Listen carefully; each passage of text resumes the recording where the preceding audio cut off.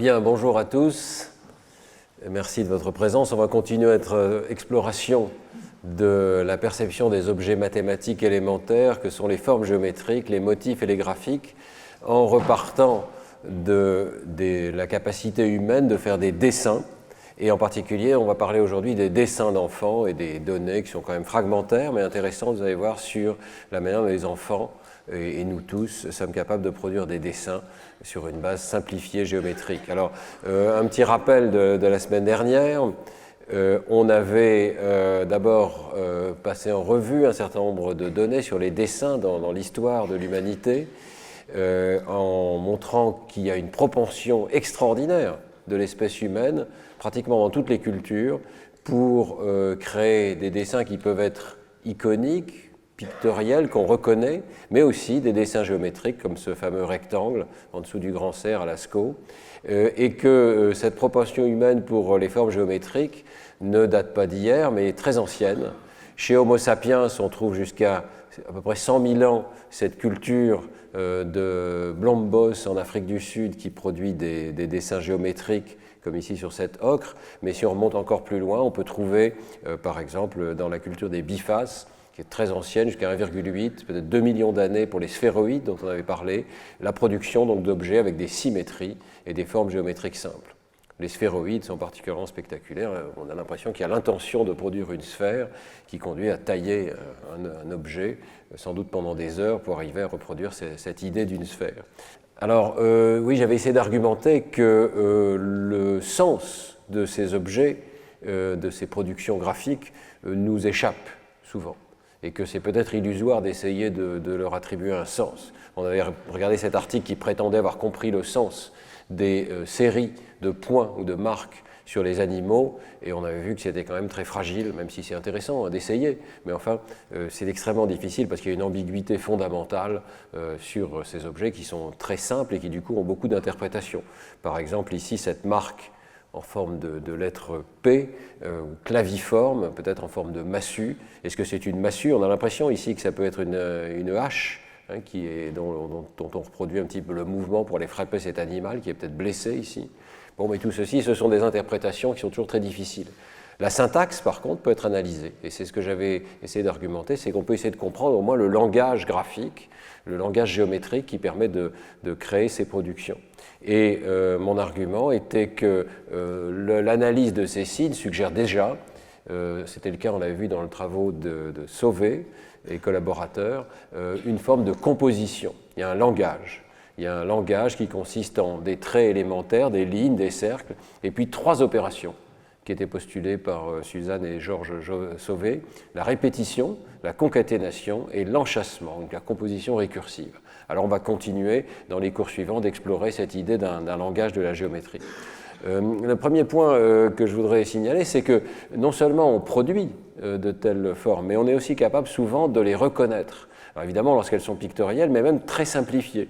Par exemple, vous n'avez aucun mal à reconnaître que c'est un visage ici, même si c'est un visage qui est extraordinairement rendu géométrique.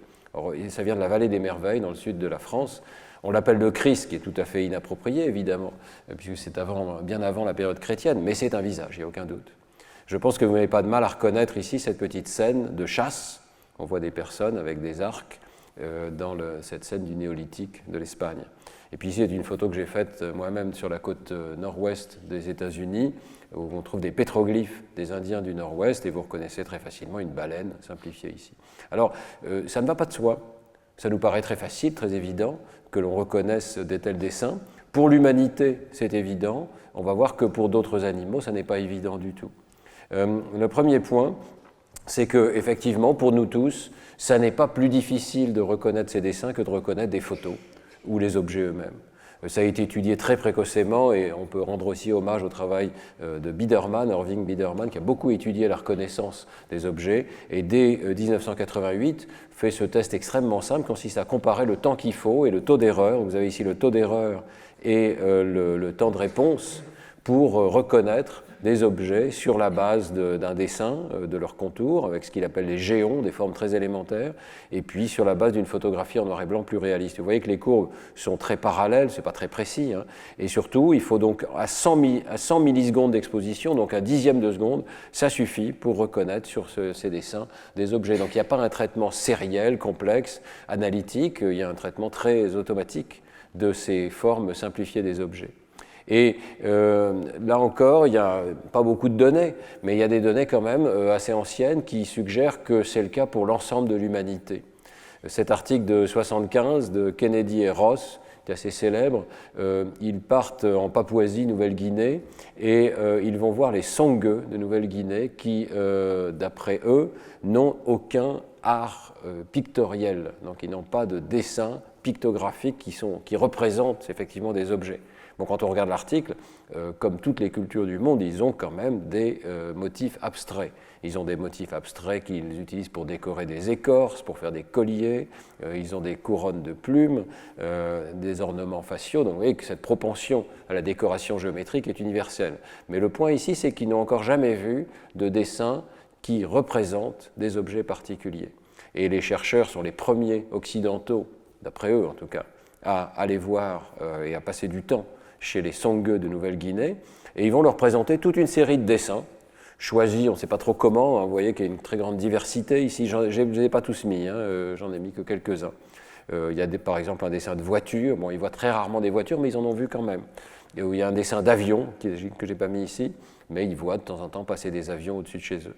Et donc on est en 75, dans les années 70 ici, et le résultat de cette exploration, c'est de montrer que pratiquement 90% des dessins sont reconnus par ces personnes qui n'en ont jamais vu. Donc ils reconnaissent très facilement qu'il s'agit d'une main, ou même qu'il s'agit d'un avion, qu'il s'agit d'un animal, peut-être pas l'animal spécifique, mais ils comprennent non seulement l'intention, mais ce qui est représenté particulièrement dans le dessin. Donc c'est intéressant, même si ce n'est pas des données d'une solidité extraordinaire, ça devient très difficile évidemment de faire ces tests, il n'y a plus personne qui n'a jamais été en contact avec un dessin aujourd'hui, pratiquement plus personne, mais à l'époque c'était encore possible et le test suggère que tout est reconnu très facilement, donc un contour, quelques esquisses. Ils ne sont pas allés jusqu'à faire des dessins simplifiés avec des personnages en bâton, ce que je regrette, hein, mais il est probable que la reconnaissance ait été aussi efficace. Ça suffit à une culture qui pourtant n'a pas eu d'expérience de production de tels dessins pour reconnaître de quoi il s'agit. Alors, ce qui est intéressant, c'est est-ce qu'il y a la même chose dans d'autres espèces animales? Est-ce que des primates non humains sont capables aussi de reconnaître des dessins? Et on dispose de quelques données qui suggèrent que ça n'est pas le cas du tout. Les données, là encore, ne sont pas très nombreuses, hein, et on aimerait qu'elles soient peut-être plus rigoureuses. Mais enfin, il y a des tests intéressants, comme cet article de Close et Cole, ici, Joseph Cole, qui est venu il y a quelques années dans mon séminaire, et il fait des tests perceptifs assez rigoureux. Ici, un animal doit choisir entre deux images, un arbre ou une fleur. Et il est récompensé, par exemple, pour choisir l'arbre et pas pour choisir la fleur. Donc il apprend à catégoriser. Ce sont des chimpanzés, ici, des chimpanzés adultes et adolescents, et il donc entraîne les animaux à faire cette catégorisation. Il s'aperçoit qu'ils sont capables de catégoriser, qu'il y a une généralisation partielle aux images en noir et blanc. Donc on peut, au passage, hein, je ne vais peut-être pas mentionner, mais il y a cette espèce de mythologie qui voudrait que lorsque les humains sont confrontés à des images de photos en noir et blanc, ils ne comprennent pas de quoi il s'agit. C'est complètement faux, hein. Vous pouvez oublier cette idée. Il y a une capacité d'abstraction universelle dans l'espèce humaine et bien entendu les photos en noir et blanc, on les reconnaît facilement et même les esquisses qu'on a vues dans la diapositive précédente. Alors ici les chimpanzés reconnaissent les photos en noir et blanc relativement bien, il y a une courbe d'apprentissage mais enfin il faut mieux que le hasard dès le départ. Par contre, lorsqu'il s'agit de généraliser à des dessins où on montre juste un contour, voire une esquisse de la forme, eh bien là, aucun des 4 chimpanzés qui sont testés par Close et Cole ne parviennent à transférer la catégorisation qu'ils ont apprise à ces nouveaux dessins. Voilà.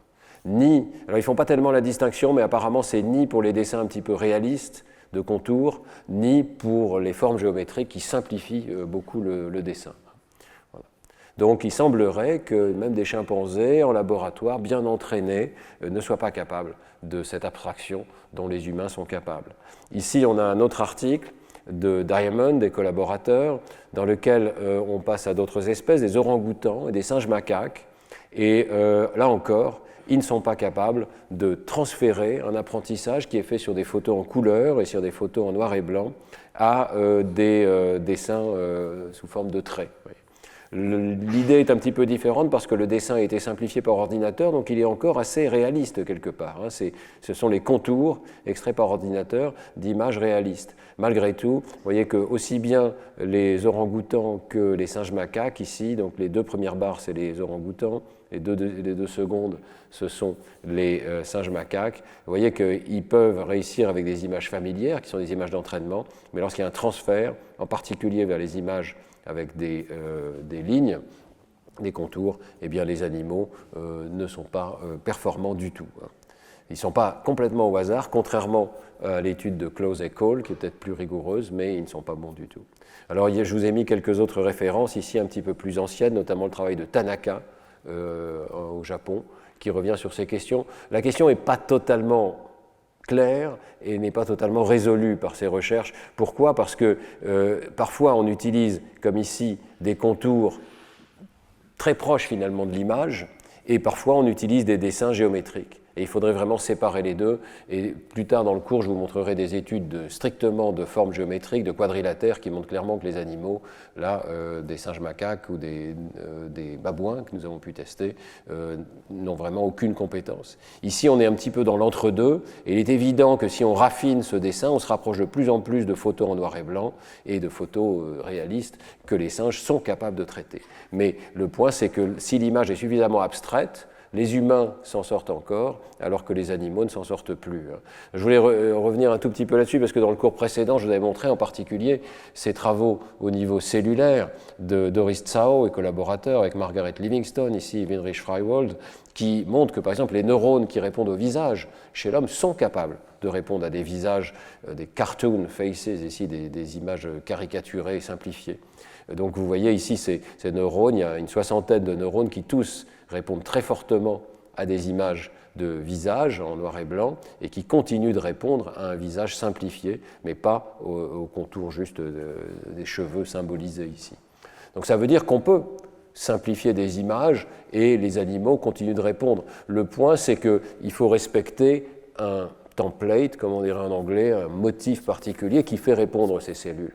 Mais ce qui est extraordinaire dans les productions humaines, c'est qu'on peut s'écarter très fortement de ce motif qui est reconnu automatiquement et on continue par une forme d'abstraction de reconnaître l'intention derrière les formes géométriques qui ont été proposées. Donc vous voyez que la question n'est pas totalement simple, mais il faudrait utiliser plus de stimuli de ce type qui symbolisent un arbre ou qui symbolisent une fleur pour vraiment faire la part des choses, et les données suggèrent qu'à ce moment-là, il y a une très grande différence entre ce que font les humains et ce que font les primates non humains. Seuls les primates humains ont l'air d'être capables de reconnaître la géométrie. Alors la question peut être posée aussi de façon symétrique, est-ce que les primates non humains peuvent dessiner? Et là, la réponse est extrêmement claire. On a l'impression que ce n'est pas du tout. Voilà. Il n'y a aucune capacité de dessin comparable à celle, on va voir, des jeunes enfants chez les primates non humains. Alors il y a eu des études, là encore c'est Tanaka avec Matsuzawa au Japon, une grande équipe de recherche en primatologie, c'est les chimpanzés, y compris c'est des chimpanzés juvéniles. Ils donnent une tablette à des jeunes chimpanzés, ils leur laissent travailler avec pendant des mois, donc il y a vraiment une capacité d'apprentissage qui est déployée ici pour apprendre à contrôler les gestes du doigt. Vous voyez ce chimpanzé qui regarde attentivement, qui pointe vers son doigt, qui trace sur une tablette tactile, qui enregistre tous ses mouvements. Et il n'y a aucun doute que ces animaux produisent des courbes intéressantes. Vous voyez, il y a quelque chose, il y a une organisation du geste ici. Mais il n'y a jamais de dessin géométrique avec des droites répétées, formant un carré. Il n'y a jamais de dessin de ce type. Il y a juste une espèce de gribouillis, il y a une capacité de contrôler ses gestes, et il y a certainement un intérêt de l'animal pour ça. Ils peuvent passer des dizaines de minutes à faire des des courbes sur leur tablette, mais ils ne produisent jamais de dessins qui ressemblent d'une manière ou d'une autre à ce que fait un jeune enfant. Alors vous allez trouver sur Internet des compositions, des peintures qui sont faites par des animaux, y compris des chimpanzés, parfois même des éléphants. Vous allez pouvoir trouver ça, vous pouvez acheter une peinture faite par un éléphant. Méfiez-vous, c'est tout ce que je peux dire. Dans le cas qu'on voit ici, c'est sans doute produit réellement par le chimpanzé, mais vous voyez qu'il n'y a pas de composition dont on puisse réellement parler. Enfin, c'est vraiment très minimal. Et dans le cas des éléphants, il semblerait que ce soit la trompe de l'éléphant est guidée par le cornac et à l'aide des oreilles, on arrive à orienter la direction de l'éléphant et donc c'est tout à fait anecdotique et sans intérêt. Ça ne traduit absolument pas la cognition spontanée de ces animaux. Voilà. Donc ces premières recherches suggèrent qu'il n'y a pas vraiment de capacité de dessin. Voilà un papier plus récent, toujours de l'équipe de Matsuzawa et collaborateurs, qui va nettement plus loin parce que d'abord il fournit des indices pour dessiner et il compare surtout des jeunes enfants et des chimpanzés adultes. Il y a toute une partie sur l'enfant qui est vraiment intéressante, et on en vient donc au dessin d'enfants. Les enfants, au départ, ont entre 11 et 31 mois, et puis sont suivis sur plusieurs mois. Et on va leur proposer, dans une première partie de l'expérience, d'imiter des dessins simples. Donc on leur propose une feuille de papier sur laquelle il y a, ou une tablette, je ne sais plus si c'est l'un ou c'est l'autre, dans lequel il y a des lignes horizontales ici, et puis ou des lignes verticales, ou un cercle, ou une croix, ou un carré. Il y a 5 stimuli comme ça, et on va regarder ce que font ces jeunes enfants ou ces chimpanzés. Et sur la droite ici, juste pour vous orienter, vous avez donc une illustration de ce qu'a pu faire un enfant ou une enfant et un chimpanzé, juste un exemple. Par exemple ici en réponse à ces 2 lignes, et chaque niveau ici, chacun des 5 rangées, représente un type de production. Donc on va les regarder les uns après les autres. Donc par exemple ici en haut vous avez ce qu'ils appellent des scribbles, des gribouillis. C'est quelque chose qui est produit à la fois par les enfants et par les chimpanzés, qu'ils soient juvéniles ou qu'ils soient adultes. Et vous voyez que c'est quelque chose, on catégorise les dessins dans cette case lorsque le gribouillis n'a pas l'air d'avoir de relation avec les lignes qui sont proposées. On met dans une deuxième catégorie ici des gribouillis qui sont adaptés à ce qui est proposé parce qu'ils sont au-dessus des lignes qui ont été proposées. Donc ils superposent au dessin. Vous voyez que aussi bien les humains que les chimpanzés produisent ces 2 types de gribouillis et en fait c'est assez fréquent. C'est très fréquent chez les chimpanzés, c'est plus fréquent chez les juvéniles que chez les adultes et c'est particulièrement fréquent chez les très jeunes enfants. C'est tout ce qu'ils savent faire.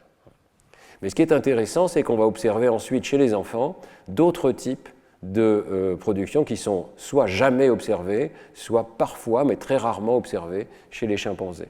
Alors, quelles sont-elles ? Eh bien, il est très rare que les chimpanzés tracent avec leur gribouillis les stimuli qui leur sont proposés, par exemple les lignes ici, alors que ce comportement devient de plus en plus fréquent chez les jeunes enfants en fonction de l'âge. Ici, la dernière barre représente des enfants de 3 ans. Donc c'est encore des enfants très jeunes malgré tout. Et puis, vous avez des tentatives d'imitation plus ou moins imparfaites, donc ici des lignes similaires, une imitation imparfaite. Vous voyez que ce comportement augmente massivement chez le jeune enfant, alors qu'il n'est absolument pas présent chez les chimpanzés. Donc il y a vraiment une différence majeure.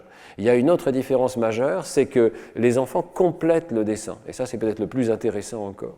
Vers 2 ans et demi, 3 ans, les jeunes enfants vont prendre les lignes qui leur sont proposées. Vous voyez ici un enfant de 2 ans et demi qui a commencé par les reproduire, et puis qui a continué en mettant des lignes perpendiculaires, répétées, parallèles plus ou moins les unes aux autres, et qui a dit « c'est un train ». C'est des rails du train. Voilà. Ici, un autre qui a aussi dit c'est un train, mais on reconnaît que c'est plutôt le véhicule lui-même plutôt que les rails. Ici, un autre enfant qui a pris les lignes parallèles, qui a fait des lignes parallèles, non, c'est la croix, pardon, on voit la croix ici, et qui a complété avec une sorte d'objet, des fenêtres, et qui a dit ah, c'est le bus parti. Voilà. Et puis ici, vous avez Anne Panman. Alors, je ne connaissais pas Anne Panman. Donc, le stimulus de départ, c'est le cercle. L'enfant a produit 5 cercles, qui est quand même remarquable, une taille différente.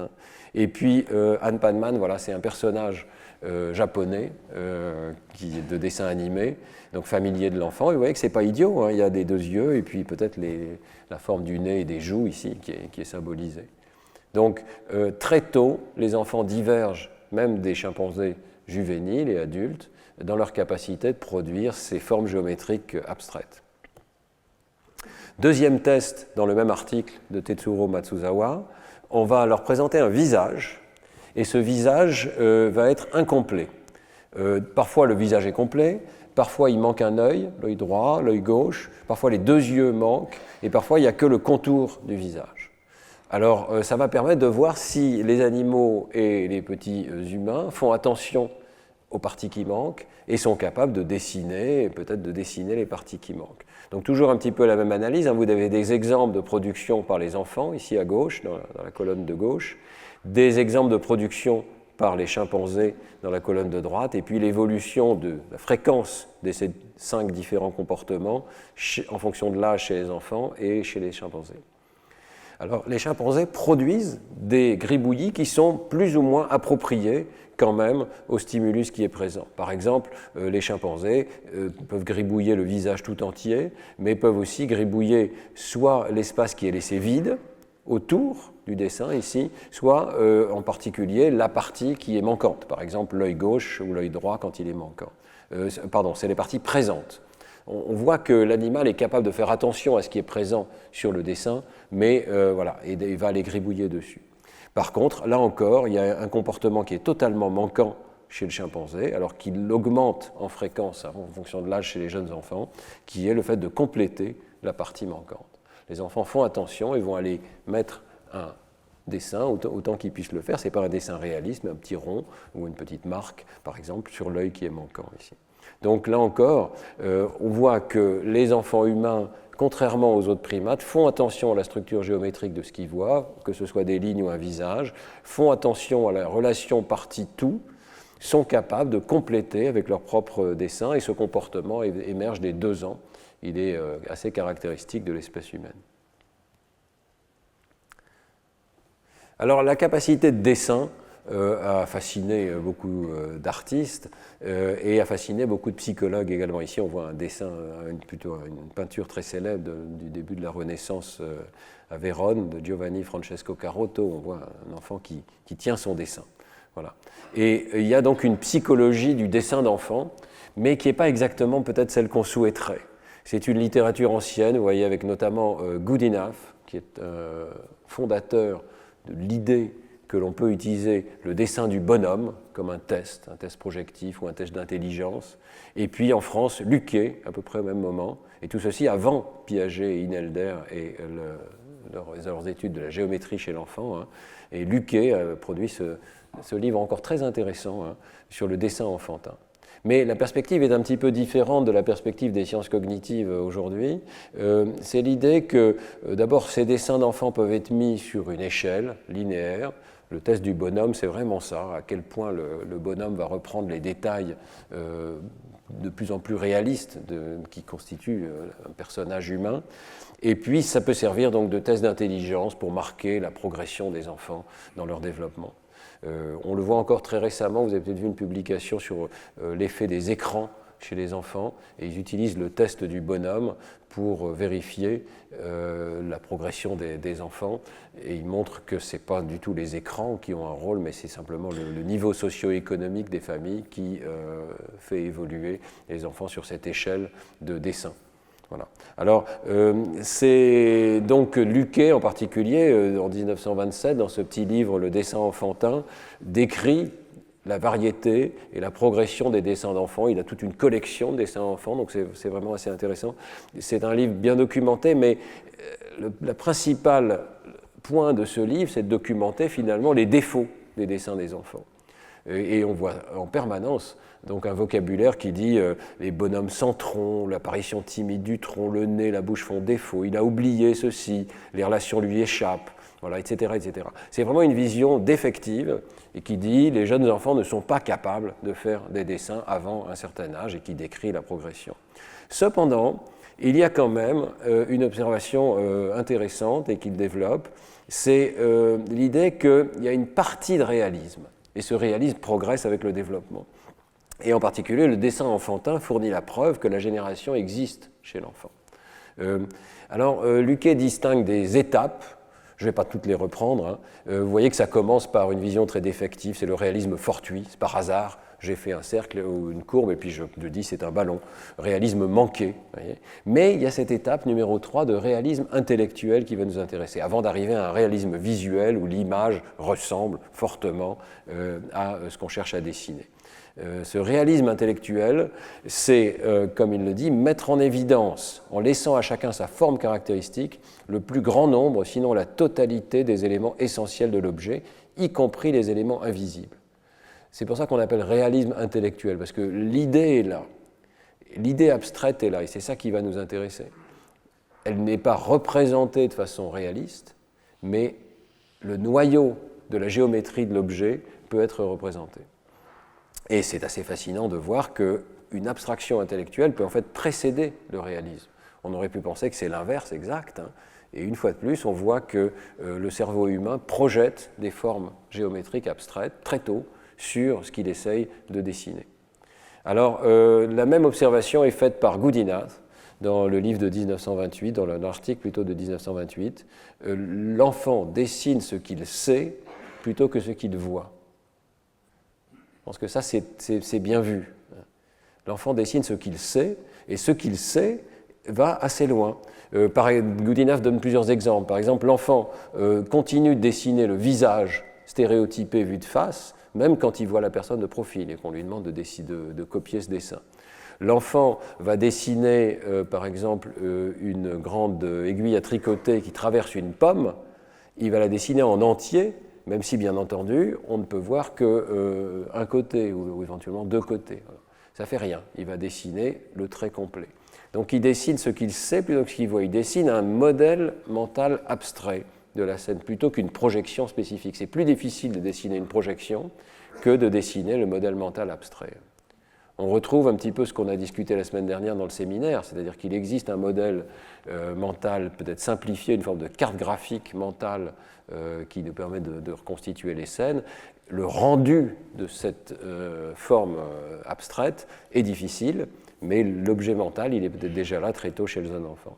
Alors, on trouve sous la plume de Goodinath, par exemple, ces phrases « Les enfants et les hommes primitifs font usage de formes très similaires pour la représentation de l'espace. Ils font usage de symboles, le mot est dit très tôt chez l'enfant, pour la représentation de choses qui ne sont pas visibles dans le dessin et n'ont aucune hésitation à représenter l'invisible comme s'il était visible. » On peut en voir quelques exemples. Je me suis amusé à reprendre donc, le livre de Luckey et puis à comparer avec ce livre qui est beau, d'Emmanuel Anati, une préface d'Yves Copin sur l'art rupestre dans le monde, qui donne des exemples d'art rupestre dans toutes les régions du monde, en faisant un effort justement de couverture géographique assez complète. Alors vous allez trouver dans les images préhistoriques ce type de dessin très caractéristique. Hein. Ce sont des gravures dans lesquelles on reconnaît tout de suite un animal à cornes, peut-être un cerf ou un bouc, un bouquetin, et vous voyez immédiatement cette extraordinaire simplification. On dessine ce qu'on sait, pas ce qu'on voit. On dessine 4 bâtons, pour dire il y a 4 jambes, on dessine 2 cornes courbées en arrière, ça suffit, et un corps rectiligne.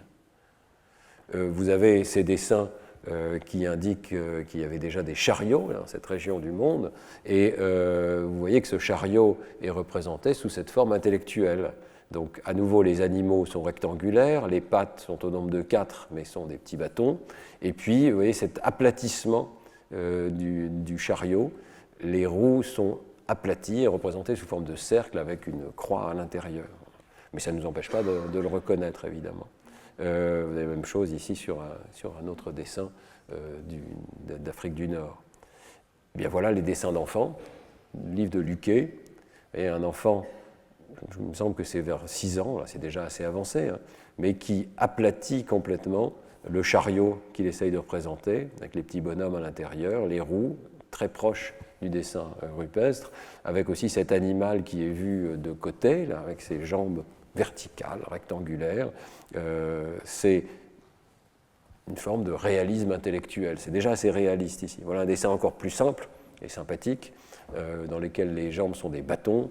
Il y a quand même les sabots qui sont des carrés ou des rectangles, avec le petit cavalier. Le concept de cavalier est là, n'est-ce pas? Et le cavalier est au bon endroit. Ouais, il est debout sur ses jambes rectangulaires, posé sur l'animal carré ou rectangulaire. Vous avez ces bâtons parallèles. On peut être vraiment à la fois frappé par la naïveté du dessin, c'est incroyablement naïf, mais en même temps par la géométrie extrêmement sophistiquée. Tout est là, hein. Il y a déjà des angles droits, des parallèles, le concept de nombre qui est approprié, la régularité de l'espacement et de la longueur de ces traits qui est à peu près préservée. Donc sur le plan de la syntaxe géométrique, c'est très sophistiqué. Et c'est quelque chose qu'aucun animal ne fait jamais. Alors, ce contraste entre l'échec du réalisme et la géométrie qui est préservée, je prends quelques minutes pour vous amuser un petit peu. Il y a un site qui est assez amusant qui s'appelle Things I Have Drawn, qui essaye de nous éveiller au fait que c'est pas très réaliste quand même ces dessins. Donc vous n'avez aucun mal à reconnaître, je pense, un canard, mais dans la réalité, le dessin serait celui-là. Voilà. Avec l'intelligence artificielle, on peut s'amuser à reproduire l'animal de départ et on voit bien qu'il y a quand même quelques problèmes. Voilà un poussin dans l'œil d'un petit enfant. Voilà un magnifique cheval dans son champ, avec ses pattes bien droites. Et puis voilà une vache qui est, ma foi, bien sympathique, mais qui est quand même assez loin de l'original. Bon, j'arrête avec les plaisanteries, mais je pense que j'espère que voilà, ça éveille votre attention au contraste. Ce n'est pas réaliste, mais c'est un réalisme intellectuel. Voilà. Et ça, Luquet le dit assez bien. Alors, c'est quand même amusant de voir sous la plume, donc en 1927, d'un psychologue, avant Piaget, avant les sciences cognitives, la notion de modèle interne. Voilà. Il y a déjà une idée très claire de modèle interne qui en fait est très proche des concepts de la psychologie cognitive contemporaine. Donc on peut lire, hein, peut-être pas tout lire, mais il y a un motif qui correspond à une réalité psychique existant dans son esprit, on parle de l'esprit de l'enfant, que nous appellerons modèle interne. Quel que soit le facteur qui évoque dans l'esprit de l'enfant la représentation d'un objet, l'intention de le dessiner, même quand elles sont suggérées par la vue d'un ou des motifs au modèle que nous avons appelé objet suggestif, donc il y a un modèle, le dessin exécuté n'en est nullement, comme on saurait tenter de le croire, la copie pure et simple. La représentation de l'objet à dessiner, devant être traduite dans le dessin par des lignes qui s'adressent à l'œil, prend nécessairement la forme d'une image visuelle. Mais cette image n'est nullement la reproduction servile de l'une quelconque des perceptions fournies au dessinateur par la vue de l'objet ou d'un dessin correspondant, c'est une réfraction de l'objet à dessiner à travers l'esprit de l'enfant. L'esprit de l'enfant est comme un filtre qui vient rajouter une couche d'abstraction. C'est une reconstruction originale qui résulte d'une élaboration fort compliquée malgré sa spontanéité. Le nom de modèle interne est destiné à distinguer nettement de l'objet ou modèle proprement dit cette représentation mentale que traduit le dessin. Donc, il y a le modèle qui est devant le dessinateur, mais il y a un modèle interne qui est fait dans le cerveau et qui en diffère, qui est beaucoup plus abstrait. Et c'est ça que l'enfant dessine en premier. Et cette perspective, hein, qui est vraiment l'opposé d'une perspective empiriste. Dans une perspective empiriste, on pourrait penser que l'enfant construit progressivement une approximation du dessin. On va voir tout à l'heure un modèle connexionniste qui fait ça. Mais c'est totalement l'inverse ici. L'enfant commence par l'abstraction et progressivement, avec de l'aide aussi et sans doute de l'enseignement du dessin, on arrive progressivement à faire un dessin réaliste. Mais ce qui est au départ, ce n'est pas réaliste, c'est abstrait. Voilà encore un magnifique exemple du livre de Luquet. Vous avez ici un dessin de papillon. Alors on voit que c'est un petit peu comme un bonhomme, un papillon. Hein.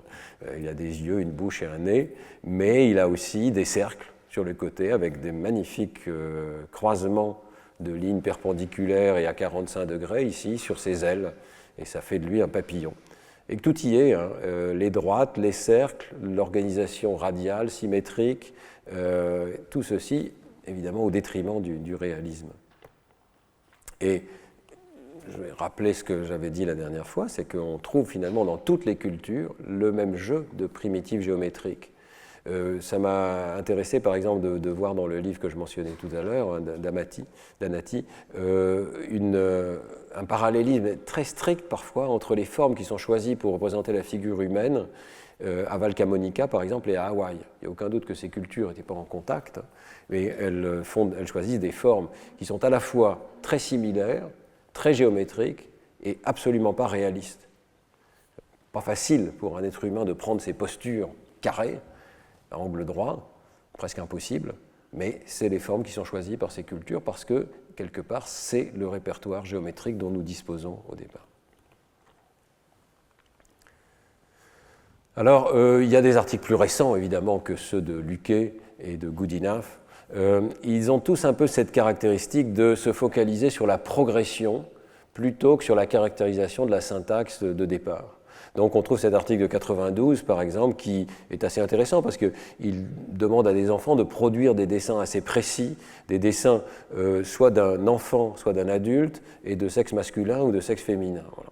Mais il insiste beaucoup sur le fait que ces dessins sont initialement défectifs, comme disait Luckey, il leur manque des tas de choses, et qu'on peut regarder de l'évolution entre 4 ans, 5 ans, 6 ans du réalisme du dessin. Il y a de plus en plus de détails qui s'ajoutent, et il mesure à quel point on arrive à reconnaître s'il s'agit d'un garçon ou d'une fille, s'il s'agit d'un adulte ou d'un enfant, et s'aperçoit qu'évidemment on a de plus en plus d'indices pour le savoir. Je crois que c'est de plus en plus facile de savoir lequel est le garçon et lequel est la fille, alors qu'ici, c'est un petit peu moins évident peut-être.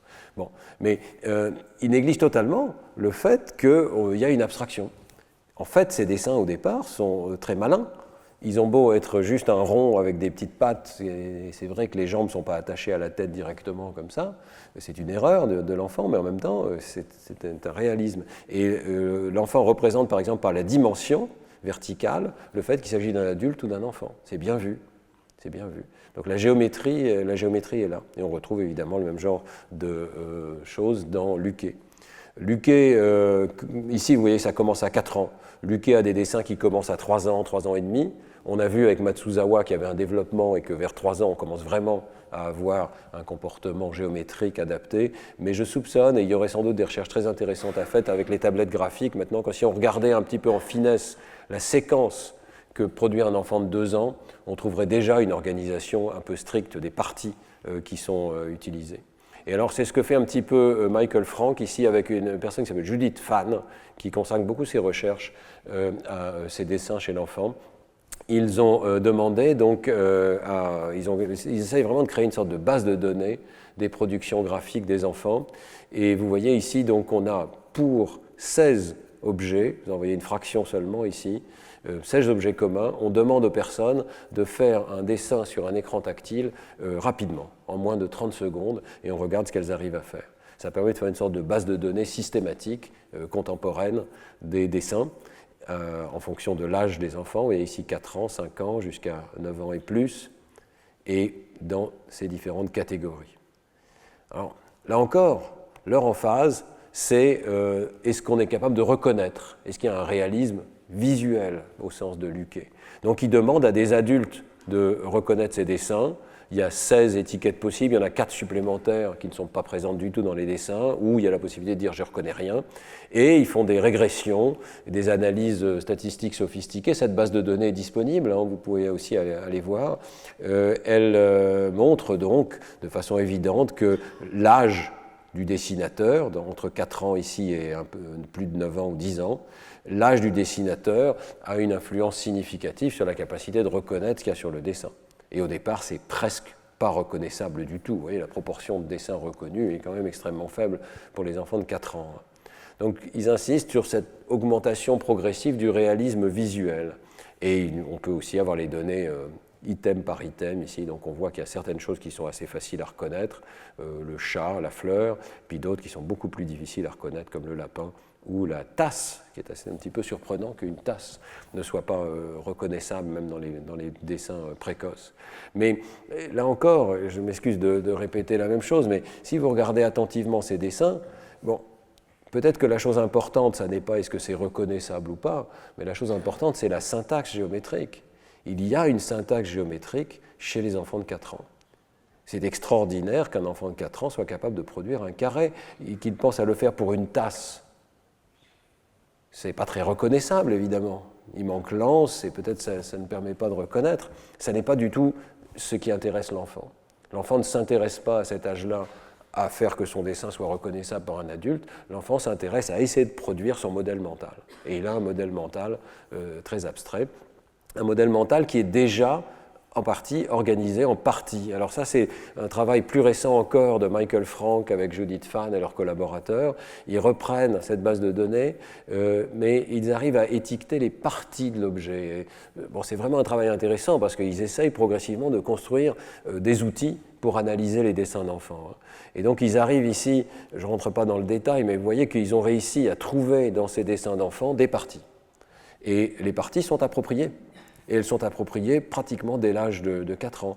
Le tigre ici n'a peut-être pas le bon nombre de pattes, mais il a une tête, il a un corps, il a des pattes, il a des poils, il a des yeux, etc. Donc la capacité de décomposer dans ce modèle mental et de recomposer dans le dessin est déjà présente très tôt dans leur base de données. Là encore, on aimerait que les auteurs aillent plus loin, on aimerait qu'ils analysent le répertoire de figures géométriques qui sont utilisées, à quel âge est-ce que l'enfant utilise les parallèles, à quel âge est-ce que l'enfant produit un cercle ou essaye de produire un cercle, etc. Ça n'est pas encore réalisé, mais la base de données est là pour le faire. D'autres travaux intéressants également sur ces dessins d'enfants, vous voyez que le sujet revient à la mode, si je puis dire, ou en tout cas au centre des recherches en psychologie cognitive, parce que on se rend compte qu'il permet peut-être de comprendre des choses sur le modèle mental de l'enfant. Et là, il y a cette chercheuse, Molly Dillon, de NYU, qui réalise une tâche, ma foi, qui est assez intéressante, et puis une observation qui est intrigante. Ce sont des enfants de 4 ans qu'on fait venir au laboratoire, et on va leur demander de dessiner ce qu'ils voient. Et alors, soit on leur montre ce qu'elle appelle des forts. Vous voyez, on voit la porte du laboratoire ici, on rentre dans cette pièce, et dans cette pièce, on voit ce que vous voyez. Il y a 4 versions que l'enfant va devoir dessiner. Une version dans laquelle il y a donc les murs ici de couleur, et puis des rectangles qui sont disposés devant ces murs. Il peut y avoir une cloison, il peut y avoir 3 ou 4 objets qui sont présents, et il peut y avoir aussi sur les objets des calcomanies géants ou moins géants sur les objets, vous voyez ici. Donc on demande à l'enfant, dessine ce que tu vois. Et vous voyez en dessous des exemples de ce que l'enfant a dessiné. Et puis, elle va comparer ce que l'enfant produit dans cette situation à ce que l'enfant produit lorsqu'on lui montre la même chose, c'est très proche, ici ce sont des photographies, on essaye que ce soit la même chose, mais présenté sous forme d'un jouet, ce qu'elle appelle un jouet. Voilà, donc il y a le fort versus le jouet, la terminologie qu'elle utilise. Donc la même scène, mais à une échelle beaucoup plus petite, manipulable, un objet composite que l'enfant a devant lui. Les enfants ont 4 ans, vous voyez que leurs dessins ne sont pas réalistes, mais leurs dessins incorporent les éléments qui sont présents dans la scène devant eux, incorporent dans une grande mesure la géométrie de ces objets, donc il y a clairement des ronds et des carrés, cette distinction-là est très bien faite. Il y a un nombre qui est à peu près approprié, et il y a une observation fondamentale, c'est que vous voyez que bien que la scène soit identique dans le fort et dans le jouet, c'est seulement dans la condition jouet que l'enfant va dessiner les murs qui sont présents derrière les objets. Il y a un biais pour l'objet, et si l'objet est à la taille d'un jouet, alors l'enfant va essayer de dessiner les murs. Donc on voit beaucoup plus d'éléments dans le dessin d'en bas ici que dans les dessins d'en haut. Dans le dessin d'en haut, il y a essentiellement que les objets qui sont devant les murs, mais les murs eux-mêmes, l'environnement, l'espace environnant n'est pas dessiné. C'est une observation curieuse qui rejoint certaines observations qu'avait faites Molly Dillon. Je ne sais pas si c'est complètement confirmé, mais dans les grottes ornées, il n'y a pratiquement jamais de paysage. Il n'y a pas de paysage. On ne représente pas l'espace environnant. On représente les animaux qui y sont présents. Voilà. Il y a un biais pour l'objet qui n'est pas parfaitement compris, mais on a surtout tendance à dessiner les objets ou à prêter l'attention vers les objets. Peut-être que ça rejoint les biais pour l'objet que l'on observe dans la dénomination également. Les enfants ont un biais pour penser qu'un nom qu'on utilise autour d'eux, ça fait référence à un objet. Voilà. Alors, ce qui est peut-être encore plus intéressant pour moi, mais qui n'est pas tellement analysé dans cet article, c'est que les enfants utilisent les lignes, les cercles, les courbes dans la bonne syntaxe, dans la bonne organisation, horizontale, verticale. Mais le point principal de l'article de Molly Dillon, c'est de dire qu'il y a à peu près le bon nombre d'objets seulement lorsqu'ils sont présentés sous forme d'un jouet et pas quand ils sont représentés sous forme d'une scène dans une pièce. Voilà. Donc vous voyez ici cette analyse, on commence à avoir des analyses vraiment quantitatives, ce qui manquait, je pense, à Luquet aussi. Vous voyez ici donc le nombre de choses qui ont été dessinées par l'enfant et la distribution de ce nombre de choses qui ont été dessinées par l'enfant. C'est toujours à peu près 3 ou 4, le pic, qui correspond au nombre d'objets qui sont présents. On fait la distinction entre est-ce que c'est un mur ou est-ce que c'est un objet, et est-ce que c'est un décalcomanie sur le mur ou un décalcomanie sur l'objet. Vous voyez que l'enfant dessine les décalcomanies, dessine les objets en bleu, mais ne dessine pas les murs lorsque ce sont vraiment des murs, lorsqu'ils sont à la taille de la pièce tout entière, alors qu'il les dessine tout à fait, ici c'est la distribution en vert, il en dessine 3 ou 4, lorsque ce sont des parties de ce jouet miniature qui est présenté devant l'enfant. Donc ça documente très bien cette observation. Il y a quelque chose à expliquer, là, qui n'est pas vraiment expliqué. Les dessins d'enfants négligent toute une partie de l'environnement qui n'est pas modélisé. Ça colle bien avec ce qui nous était dit la semaine dernière dans le séminaire par Thomas Ullmann. Nous créons un modèle mental des objets qui sont présents dans la scène. C'est ça que nous modélisons. Il y a sans doute d'autres modèles mentaux de la géométrie dans l'hippocampe, de l'espace, on va en parler dans le séminaire aujourd'hui.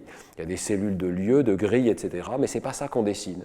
Ça, on le suppose implicitement comme faisant partie du cadre, mais on ne le dessine pas. Ce qu'on dessine, c'est la géométrie des objets et des relations entre les objets dans la scène. Alors là encore, cette observation que Molly Dillon fait, elle rejoint certaines observations de Luckey. Il avait remarqué que c'était très difficile pour les enfants de dessiner les pièces et que même lorsqu'ils commencent à les dessiner, il les dessine sous forme discontiguë ici. Vous avez donc c'est une page du bouquin de Luckey. Vous voyez un enfant qui a dessiné la chambre à coucher et les pièces adjacentes, et on retrouve d'abord l'aplatissement des objets et des personnages, mais aussi le fait que les pièces sont représentées de façon tout à fait irréaliste, juste comme des espèces de quadrilatères ou de patatoïdes ici, qui entourent les objets. Donc c'est plus une notion topologique, les objets font partie de cette pièce, qu'une représentation de la géométrie de ce que l'enfant voit. C'est vraiment, là encore, un réalisme intellectuel.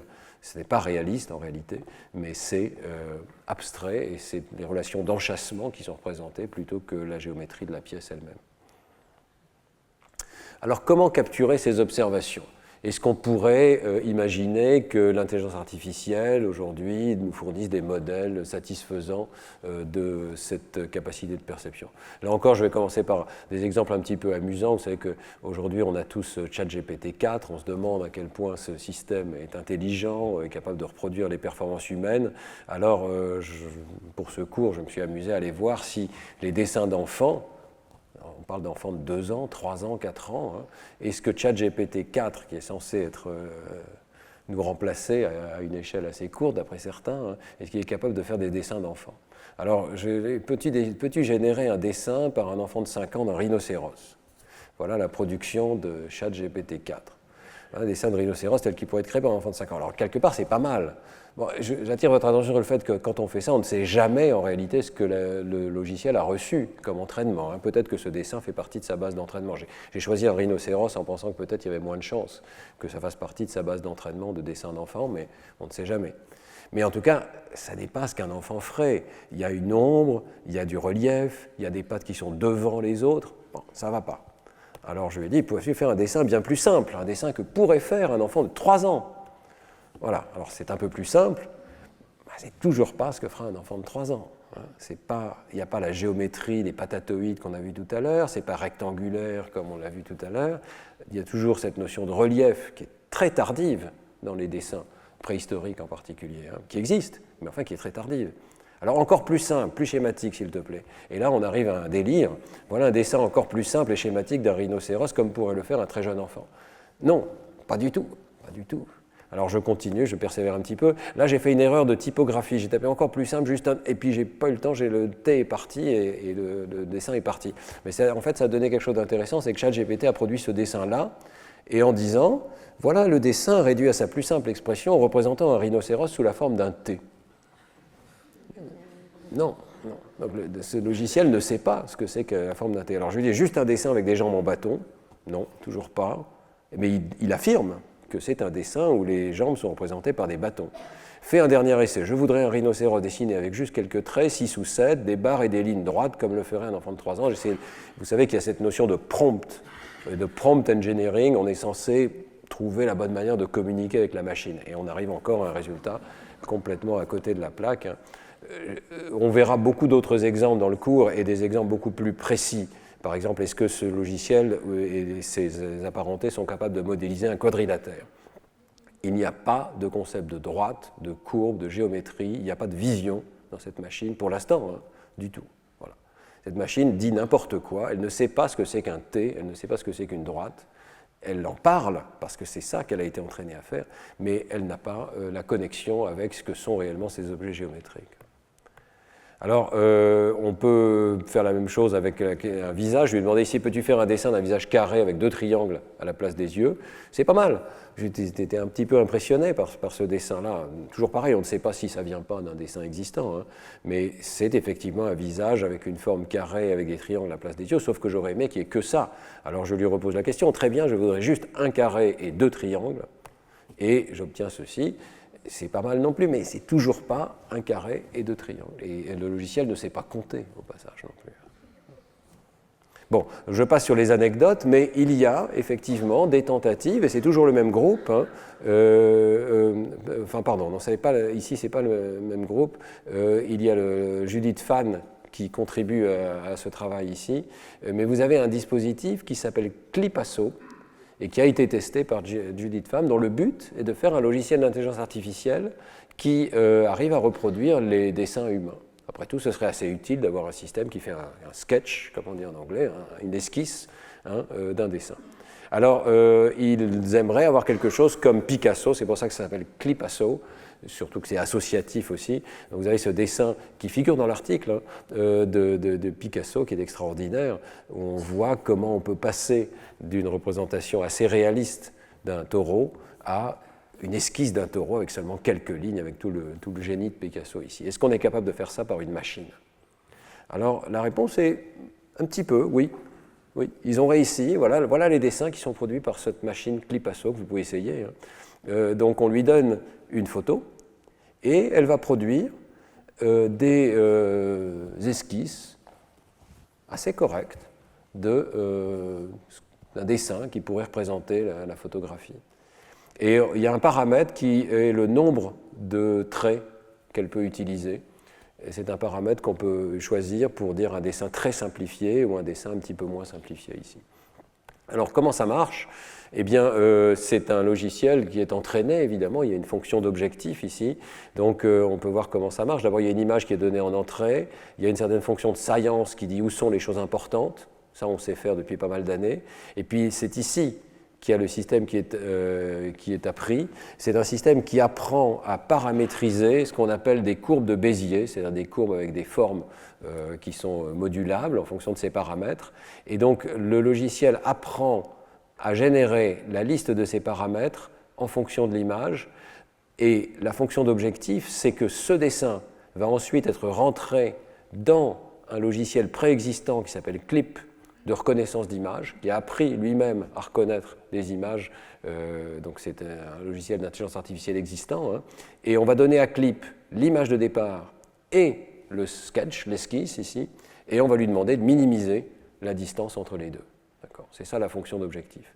Donc le Clipasso va apprendre quels sont les paramètres qu'il faut extraire de cette image pour produire des courbes de Bézier de sorte que ça trompe ce logiciel de sortie Clip ici, ça lui fasse croire qu'il a eu le même dessin. Alors, il y a un apprentissage progressif et on voit ici les itérations progressives du logiciel et progressivement, effectivement, le logiciel arrive à trouver quelques courbes qui trompent le logiciel de Clip en sortie ici. Simplement, on peut se poser la question, est-ce qu'un humain, un enfant, dessinerait jamais de cette manière-là? Vous voyez ici plusieurs des productions de Clipasso, la danseuse. Je pense que c'est déjà en fait une esquisse très élaborée, avec un peu comme les croquis d'un artiste ici. Hein.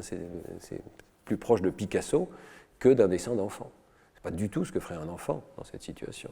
Le vert ici est quelque part beaucoup trop sophistiqué. La couronne serait typiquement représentée par un zigzag par un enfant, et pas par ces dessins sophistiqués.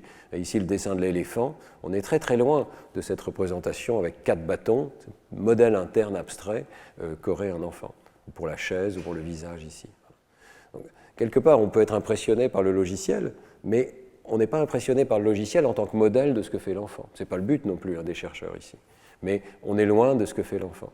Alors, les auteurs là, du 2e article, avec Judith Fan, testent le logiciel en comparaison avec ce que font les humains.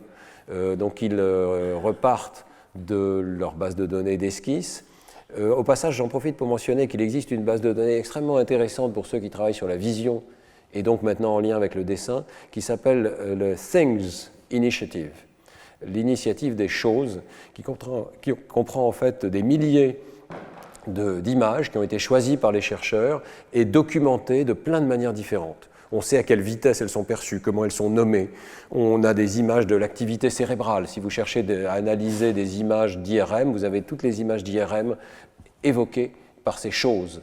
Et il y en a ici 2048 et il y en a encore des nouvelles qui sont rajoutées.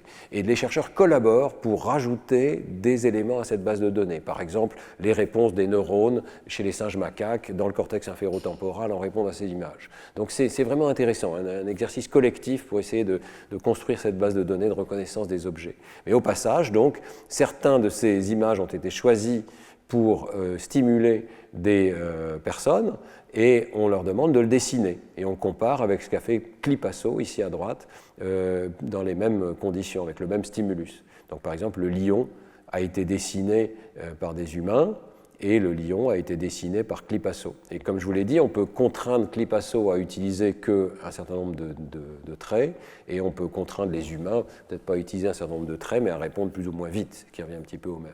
Donc vous voyez ici ce que les humains ont produit, sont des adultes, je crois, entre 4 secondes et 32 secondes. Alors ça permet de comparer les deux, et un des résultats un petit peu étonnants quand même, c'est que si on regarde la reconnaissance par les humains de ces stimuli, eh bien en fait les machines sont meilleures que les humains ici. Donc CLIP en particulier, vous vous souvenez que CLIP c'est le logiciel qui a été utilisé pour entraîner, donc c'est peut-être pas étonnant, hein, mais CLIP reconnaît mieux aussi bien les dessins humains que les dessins faits par la machine, que les humains eux-mêmes. Les humains eux-mêmes sont ici tout en bas. C'est la capacité de reconnaissance par les êtres humains tout en bas. Bon, c'est peut-être pas étonnant, hein.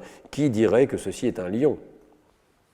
C'est pas possible. Voilà. Même en dessous, hein, ça devient peut-être un peu plus facile, mais c'est pas très facile. Voilà. En termes de performance brute, qui était après tout l'objet des chercheurs en intelligence artificielle, ici on peut dire que Clipasso est quand même assez performant. Il crée un objet reconnaissable à la fois par les machines et dans une moindre mesure par les êtres humains. Mais, et d'ailleurs, il y a une corrélation quand même entre les deux. Hein. Les mêmes images qui sont reconnaissables par les machines sont aussi reconnaissables par les êtres humains. Il y a une corrélation entre les deux. Voilà. Cependant, rien dans tout ce travail ne nous dit à quel point ce que fait Clipasso est vraiment human-like. C'est quelque chose qui serait produit par des êtres humains. Et je crois que ça n'est pas le cas du tout. Si vous comparez ces deux types d'images, il faudrait le faire de façon systématique, ce n'est pas fait par les chercheurs ici. Vous voyez que c'est très très différent quand même. À gauche, il y a systématiquement l'utilisation de formes géométriques, avec souvent du parallélisme, des angles droits, des ronds et des quadrilatères, et ça n'est pas le cas à droite. Voilà. À droite, il y a une tentative de réalisme visuel, à gauche, il y a une tentative de réalisme intellectuel.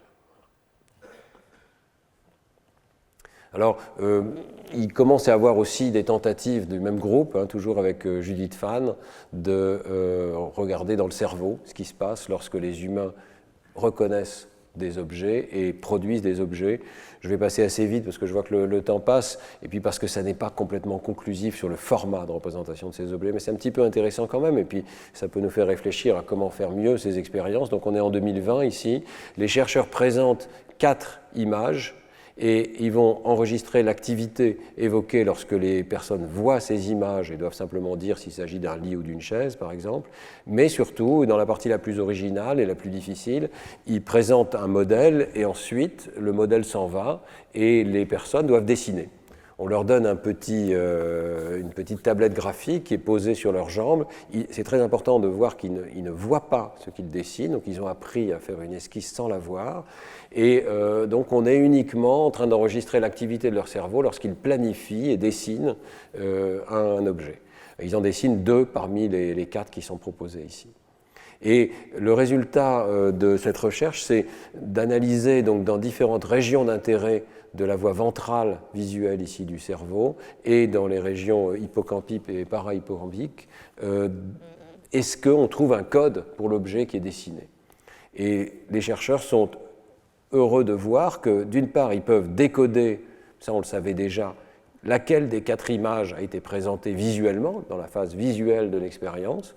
Donc ici, c'est pas génial d'ailleurs, vous voyez, hein, mais le niveau du hasard serait 25%, parce qu'il y a 4 images, et on arrive à faire mieux que le hasard, et à 35% en se servant du pattern d'activité dans V1, dans V2 ou dans le cortex occipital latéral ici.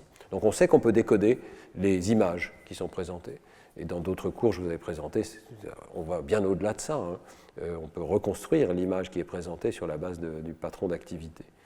Bon, mais ce qui est intéressant ici, c'est qu'il montre qu'on peut généraliser de l'image qui a été vue à l'image qui est en train d'être produite par la personne. Donc lorsque la personne produit, est en rouge ici, eh bien, il y a une petite généralisation significative dans les mêmes régions, ce qui veut dire qu'on réutilise les aires visuelles pour projeter en quelque sorte une image de ce qu'on est en train de dessiner. Et puis ça va un petit peu au-delà, puisque voilà l'intérêt quand même de ce travail, hein, de nous faire une première carte de la production graphique. Donc voilà les régions activées lorsque les personnes font un dessin par rapport au repos. C'est pas génial hein, comme science cognitive, excusez-moi de le dire, parce que c'est le réseau tout entier. Hein. C'est le réseau tout entier qui comprend des composantes motrices, des composantes de planification, et puis cette imagerie visuelle, et on voit bien hein, l'activation de ces régions visuelles ici. Donc on a le réseau tout entier, mais on n'a pas encore finement disséqué cela, et le modèle interne, s'il existe, n'est pas identifié ici, n'est pas séparé en tout cas des autres composantes. Mais enfin, il y a quelques observations intéressantes, et en particulier ici, vous voyez la connectivité fonctionnelle des régions entre elles permet également de décoder l'image. Et en particulier, il y a une connectivité fonctionnelle qui augmente entre les aires visuelles et les régions pariétales. Voilà, entre V1 et V2 et les régions pariétales, il y a une transmission d'informations entre les deux, et celle-ci augmente à mesure que les sujets deviennent de plus en plus familiers avec cette tâche de dessin. Donc ça suggère qu'il y a une transmission d'informations, ça ne nous dit malheureusement pas du tout dans quelle direction ça se produit. Les chercheurs ont tendance à penser que c'est bottom-up, je crois qu'ils ont ce biais qui est présent dans Clipasso de dire on part de l'image et tac tac tac, on va trouver les paramètres pour la dessiner. Moi je pense que c'est peut-être au moins autant dans une direction top-down, c'est-à-dire qu'il y a un modèle interne qui est projeté, qui simplifie l'image et qui permet de la dessiner. Mais cette analyse ne permet pas de le distinguer. Et puis elle ne permet pas non plus de distinguer la nature du code. Et c'est ça qui nous intéressera dans les prochains cours. Si j'ai raison, il doit y avoir un code abstrait, un code symbolique, un code discret qui a des traits de symétrie, de parallélisme, etc. Et ici, évidemment, ils ne peuvent pas faire cette distinction. Donc, on peut voir ça comme une première étude. Ce n'est pas facile du tout hein, d'étudier la production graphique dans une IRM, vous imaginez la difficulté. Hein. Une première étude qui suggère que l'on peut avoir un circuit. Ce circuit inclut des régions pariétales, on y reviendra. Elles sont très importantes pour ce qui nous intéresse, mais sans encore déterminer le code. Alors je termine par vous donner un peu un panorama de ce que j'essaierai de développer dans les prochains cours, l'hypothèse d'un langage de la géométrie. Je pense que ces tentatives de réseau de neurones bottom-up, de bas en haut, sont inappropriées et qu'il y a quelque chose de très différent ici à expliquer, qui est le fait que seuls les humains, avec un cerveau symbolique, sont capables de créer des concepts de géométrie, comme ici la géométrie euclidienne. Bien entendu, il existe des précurseurs de ces concepts géométriques chez les animaux. Il y a des concepts de nombre, il y a des concepts d'espace, on va en parler dans le séminaire dans un instant, qui existent chez les primates non humains et chez pratiquement toutes les espèces animales. Mon hypothèse, c'est que seuls les humains sont capables d'assigner des symboles à ces concepts proto-mathématiques, et que ces symboles permettent à la fois de discrétiser, donc d'avoir des concepts par exemple précis, parallèles ou non parallèles, et d'avoir une composition de ces concepts primitifs dans des figures plus complexes, dans des expressions plus complexes. Donc il y a un langage interne. Et en particulier, ça veut dire que sur le plan de la perception, on perçoit les carrés et les formes géométriques de façon totalement différente des autres primates, parce que lorsqu'on les perçoit, on reconstruit en fait un espèce de programme mental dans ce langage de la pensée qui permettrait de régénérer cette forme. Et c'est pour ça qu'il y a un lien très étroit entre perception et production. Lorsqu'on perçoit, on reconstruit le programme qui permet de produire. Alors, c'est une idée qui rejoint des idées plus générales que j'ai développées dans mes livres sur la conscience et sur l'apprentissage. L'idée d'abord qu'il y a un espace de travail conscient qui permet de manipuler les objets mentaux, mais que cet espace est symbolique chez l'homme, qui permet d'attacher des symboles internes à n'importe quel contenu mental. Et puis l'idée que l'apprentissage chez l'homme est un apprentissage compositionnel, c'est-à-dire qu'il y a une infinité d'expressions, de programmes mentaux qui peuvent être composés à partir de concepts élémentaires. Et que cette composition existe dans l'espèce humaine, sinon de façon unique, en tout cas de façon infiniment plus développée que chez d'autres espèces animales. Donc j'avais dans un cours précédent développé cette métaphore du corail. Le nombre de concepts et d'expressions que l'on est capable de représenter dans l'espèce humaine a une croissance extraordinaire, exponentielle, un petit peu comme ces branches d'un corail, parce que les combinaisons de symboles créent un univers infini. Voilà. En quelques phrases de ce langage de l'esprit, on peut représenter des concepts extrêmement différents les uns des autres. Donc, métaphore du corail, ce qui veut dire que nous partons tous des mêmes branches, le tronc est le même, on peut parler d'un tronc commun, si je puis dire, de concepts. Nous avons tous dans l'humanité les mêmes points de départ, hein, mais comme l'espace est tellement vaste, différentes cultures, en fonction de leur éducation, vont explorer telle ou telle branche plus que telle autre, et la communication linguistique va nous aider à orienter l'apprentissage vers telle ou telle branche, voilà, ce qui va créer des divergences entre les cultures. Alors dans les cours suivants, on verra en particulier qu'avec Mathias Sablé-Meyer et puis Josh Tenenbaum et ses collaborateurs, on a essayé de développer un langage précis pour expliquer toutes les formes géométriques qui semblent exister dans les cultures humaines, depuis la droite, le cercle, la spirale, le carré, le zigzag, ou des formes composites, comme ici, vous voyez un carré de cercle, ou une ligne de cercle. Et l'idée, c'est qu'il y a une sorte de programme, au sens informatique du terme, qui permet de générer ces formes, de dessiner ces formes mentalement. Alors on a essayé de faire vraiment un tel programme, c'est un petit peu comme Logo, si vous connaissez le logiciel Logo, sauf que c'est un logo psychologique, c'est-à-dire on essaye d'avoir des primitifs qui sont conformes à ce qu'on sait de la psychologie de l'enfant et de l'être humain. Donc on a mis les concepts de nombre, on a un, son successeur, la capacité de combiner ces nombres, par exemple sous forme de fractions. On a mis 3 primitives de géométrie, la capacité de se déplacer, de tourner et de tracer une ligne, et puis la capacité d'avoir des structures de contrôle qui enchaînent ces concepts entre eux, qui vont permettre de les répéter, de les concaténer et de faire des sous-programmes. Alors je vous détaillerai un petit peu ça, je crois, dans le 6e cours, hein, mais l'idée, par exemple, c'est que pour dessiner un carré, vous avez une sorte de formule mentale qui dit répète 4 fois la succession de tracer et de tourner avec un angle droit. Voilà. Si le paramètre par défaut c'est un angle droit, il suffit de dire tracer, tourner, tracer, tourner, tracer, tourner, etc. Vous faites ça 4 fois, vous avez un carré. D'accord ? Donc l'idée c'est que quand vous voyez un carré, sans en être nécessairement complètement conscient, vous reconstituez cette formule mentale. Voilà. Et donc l'encodage d'une forme serait une forme d'inférence de programme. Le passage de la forme elle-même, de l'image qu'on a sous les yeux, à cette espèce de vision très abstraite, ce modèle mental très abstrait, ce modèle interne au sens de Luckey, qui est en fait un petit programme mental qui permet de produire. Voilà. Alors il y a plusieurs idées qui sont intéressantes ici, je pense, dans cette proposition. La première, c'est l'idée d'un langage et d'un langage récursif. Nous avons donc, si cette hypothèse est juste, la capacité de former des pensées enchâssées, récursives, qui seraient spécifiques à l'espèce humaine, qui permet de créer des enchâssements infinis, par exemple de concevoir qu'une figure à 4 côtés, c'est un quadrilatère, qu'un carré, c'est un quadrilatère avec des côtés égaux, qu'on peut former des figures avec 2 quadrilatères, donc continuer cette compositionnalité à l'infini de façon récursive. Je vous avais montré la semaine dernière cette idée que la personne qui a conçu ce biface, elle essayait de faire 2 lignes de longueur égale qui touchent un cercle. Une des formules simple pour décrire ce qu'on voit ici. Et que vous, quand vous percevez cet objet comme artificiel, régulier, géométrique, c'est ça implicitement auquel vous pensez. Immédiatement, vous codez cet objet. Et il est facile à retenir parce qu'il y a une formule compacte de ce type-là, récursive. Alors, c'est très proche dans l'idée des idées qui ont été développées en linguistique, évidemment, depuis Noam Chomsky. Il y a un arbre mental de concepts qui se combinent par des opérations très simples.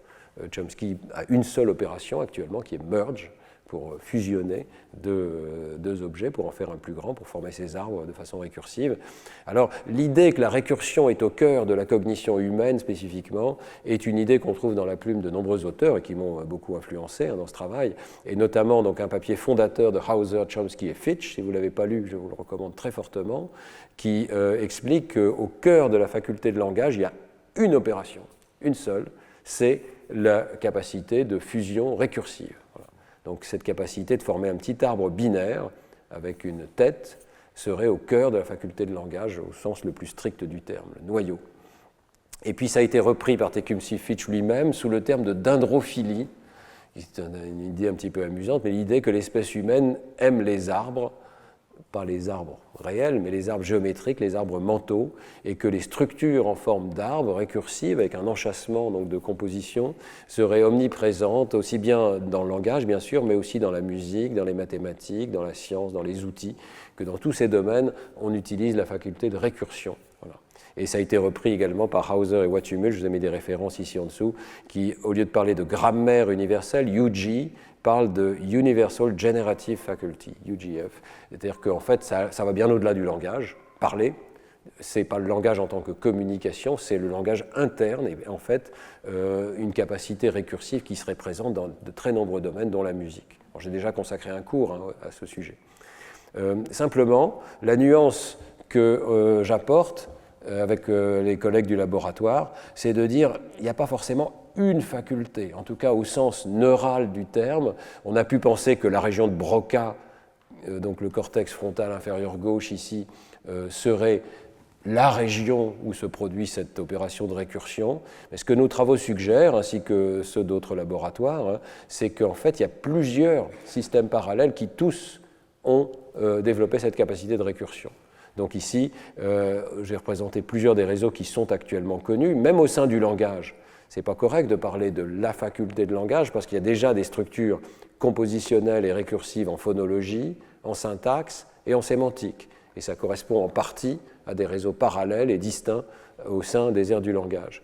Et puis, dans nos travaux, on trouve que les mathématiques font appel à un réseau d'aires cérébrales très différent, très dorsal, comme vous voyez ici, le cortex pariétal, le cortex préfrontal moyen, et puis la région temporale inférieure gauche ici. Et ce sont donc des réseaux qui n'ont pas grand-chose à voir avec les réseaux du langage. Donc les mathématiques et la géométrie forment un langage. On a besoin de cette capacité compositionnelle symbolique pour expliquer ce qu'on observe, mais au niveau cérébral, ça n'est pas le même système que le langage parlé ou le langage écrit. Et non seulement donc, il y a des réseaux cérébraux différents, mais il y a sans doute des propriétés différentes qui sont exploitées dans les deux cas. Les structures linguistiques font appel à des arbres étiquetés, les structures mathématiques font appel à des répétitions. Et le concept de répétition avec variation, c'est-à-dire de symétrie en fait, est au cœur de l'activité mathématique. Et donc il y a beaucoup de répétitions dans les dessins géométriques et de manière générale dans les objets mathématiques, alors qu'en fait les structures linguistiques évitent la répétition. Elles essayent de ne pas répéter, c'est pour ça qu'on a des pronoms, par exemple, ou des ellipses qui évitent de répéter les structures plusieurs fois. Donc il y a sans doute, c'est un début de classification, il y a sans doute des réseaux cérébraux très différents, mais qui tous obéissent à cette notion de récursion, de formation d'un langage compositionnel. J'y reviendrai dans les cours précédents. Le dernier concept sur lequel j'attire votre attention, c'est l'idée de compression dans une structure symbolique minimale. Dans la proposition qui est faite ici, il y a l'idée que la complexité d'un objet mental est déterminée par la faculté de le compresser sous une forme symbolique, sous une forme d'une expression la plus courte possible dans le langage de la pensée. Et que ce qui détermine la complexité psychologique d'un objet, c'est sa longueur de description minimale, c'est-à-dire la taille du programme minimal qui permet de le décrire. Et on verra dans les cours suivants que cette MDL, Minimal Description Length en anglais, prédit énormément de paramètres de la mémoire, de la complexité subjective, si vous demandez simplement aux gens à quel point c'est complexe ou pas, la production spontanée, l'universalité cross-culturelle des formes dépendent du fait qu'on a un objet minimal qui est capable d'une description extrêmement courte. Alors c'est une notion, là encore, qui n'est pas nouvelle, hein, qui existe en fait depuis des décennies en mathématiques et en algorithmique, sous forme d'un concept plus abstrait, qui est la complexité de Kolmogorov, complexité algorithmique. Juste une esquisse, parce que je vois que le temps essentiellement est terminé, mais je vous donne cette séquence, 3, 1, 4, 1, 5, 9, 2, 6, 5. À première vue, elle a l'air complexe, mais s'il y a quelques matheux dans la salle, ou même non matheux, je pense que 3, 14, vous connaissez, ce sont les décimales de pi. Alors, cet exemple est un petit peu intéressant, parce que ce qui a l'air d'être une séquence complexe au départ, en fait, les décimales ont des tas de propriétés d'une séquence aléatoire, mais elle est simple. Pourquoi est-elle simple? Parce qu'il y a un programme compact, très court, qui permet de la générer. Et on pourrait continuer jusqu'à des millions de décimales. Le même programme très court permet de générer des millions de décimales. Donc cette séquence est dite simple du point de vue de la complexité de Kolmogorov. Il existe une machine de Turing avec un code court qui permet de la générer. Est-ce que cette séquence est simple également? 1, 5, 7, 0, 7, 9, 6, 3, 2, 5. On ne voit pas, mais faites-moi confiance, puis vous pouvez faire la division dans votre tête, c'est pi sur 2. D'accord ? Donc ça veut dire que c'est pareil, en fait c'est la même complexité, où il y a un poil de complexité supplémentaire, vous devez juste diviser par 2 la séquence du dessus. D'accord ? Alors cet exemple est intéressant parce que ça vous montre que ce n'est pas évident de savoir si une séquence est simple ou complexe. Et en fait, dans la théorie de Kolmogorov, c'est non calculable. Il y a quelque chose d'impossible. Il n'y a pas de machine qui est capable de trouver la longueur de description minimale pour n'importe quelle séquence dans une machine de Turing universelle. Donc on rentre là dans des complexités de la théorie de la computabilité, etc. Mais sans rentrer là-dedans, voilà l'hypothèse que nous faisons sur une capacité du cerveau humain. Il y a un petit langage, peut-être un petit peu comme une machine de Turing universelle, qui peut générer des dizaines de milliers de programmes différents, tous les dessins que nous sommes capables de générer. Et lorsqu'on voit un dessin, quelque part, on essaye, dans ce modèle interne, de le simplifier pour reconstituer le programme minimal qui aurait pu le générer. Alors ce principe de simplicité, je termine là-dessus, est en train de devenir une sorte de fondement des sciences cognitives. On le retrouve évidemment derrière l'hypothèse bayésienne, mais on le retrouve déjà sous la plume de Nick Chater, de Feldman, dans beaucoup de travaux empiriques. Et je ne peux pas les passer tous en revue. Dans l'article que nous avons publié sur ces questions dans Trends in Cognitive Science, vous trouverez d'autres références. Hein. Et cette idée que finalement le cerveau humain, beaucoup des caractéristiques de la psychologie humaine peuvent être comprises comme une forme de compression de données. Le cerveau comprime les données et dans l'espèce humaine, il y a un algorithme de compression symbolique qui va au-delà de ce que peuvent faire d'autres animaux, qui trouve les régularités et qui trouve une formule la plus compacte possible pour expliquer les données. Alors, en particulier, tout ceci peut être daté, en tout cas, d'un article qui est très influent de Feldman et Feldman tout seul, dans Nature, qui montre que ce principe s'applique à la classification lorsque vous apprenez une classification. Je n'ai pas le temps d'expliquer, je crois, mais si vous pensez que ce cube représente de façon abstraite un espace à 3 dimensions de classification, il peut y avoir peut-être, je ne sais pas, la couleur, le mouvement et la forme, sous forme de paramètres binaires, des objets. D'accord ? Et on va vous demander de trouver comment classifier 4 points versus 4 autres. Et c'est ce qui a été fait dans ces expériences ici. Vous voyez qu'il y a 6 formes de classification différentes. Il se peut par exemple qu'il y ait simplement un des traits, ici le trait qui distingue la gauche et la droite, qui permet de classifier tous les objets versus tous les autres.